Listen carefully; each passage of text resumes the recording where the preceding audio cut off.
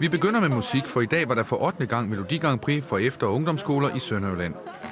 Her venter Sundeveds Ungdomsskoles band på at komme til at lave lydprøve. Det er jo for det første for sjov, vi er med alle sammen, altså for at få en oplevelse at komme ud og prøve at optræde lidt altså med vores musikhold og sådan lidt. Og så er det jo konkurrence i det også, så det bliver lidt mere spændende. Vi har øvet meget. Sidste weekend, der øvede vi hele weekenden stort set. Og så har vi så også øvet i resten af ugen op til.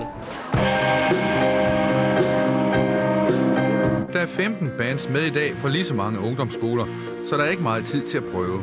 Sundeveds nummer er skrevet af Eskil Hansen. Hvordan tror du, det går, ja? Altså, jeg har ingen anelse, da jeg har været med 2 år før. Der plejer at være rimelig hård konkurrence.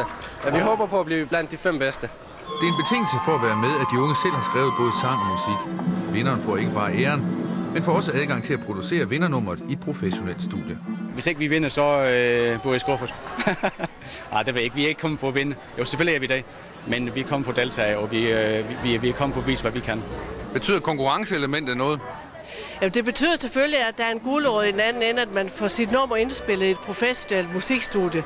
Men det er mere den skabende proces, og det eleverne har været i gang med undervejs, og det sammenhold, de har oplevet ved at skulle stille op til det her i dag.